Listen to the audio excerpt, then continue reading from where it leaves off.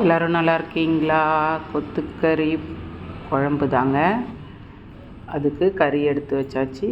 கொத்தி கொத்தி வெங்காயம் தக்காளி எல்லாத்தையும் போட்டு மிளகாத்தூள் மஞ்சள்தூள் உப்பு இஞ்சி பூண்டு எல்லாத்தையும் போட்டு நல்லா ஒரு 8 விசில் விட்டுட்டிங்கன்னா சூப்பரான கிரேவி ரெடி ஆகிடும். அதுக்கப்புறம் எண்ணெய் ஊற்றி தாளிச்சிக்கலாம். சூப்பரான சாப்பாடு, ரொம்ப ஈஸியாக செய்யலாம், டக்குன்னு செஞ்சிடலாம். வதக்கணும் அப்படின்றதுக்கெலாம் வேலையே இல்லை.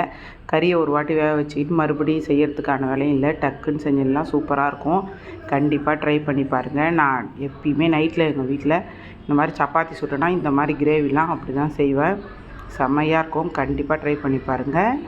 எல்லாத்தையும் போட்டு நல்லா கலக்கி தண்ணி ஊற்றி அடுப்பில் வச்சுருங்க.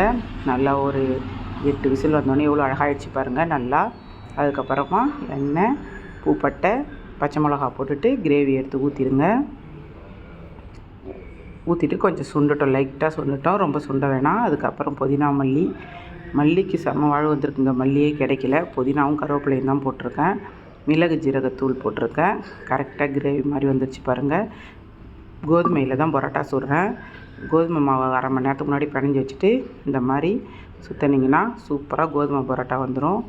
கஷ்டமே இல்லாமல் சுட்டுடலாம். ரொம்ப ஈஸியாக டேஸ்டான சாப்பாடு, சூப்பரான சாப்பாடு, ஹெல்த்தியான சாப்பாடு. கண்டிப்பாக நீங்களும் ட்ரை பண்ணி பாருங்கள். உங்களுக்கு கண்டிப்பாக பிடிக்கும். இந்த மாதிரி செஞ்சுட்டு பரோட்டா ரெடி ஆகிடும்.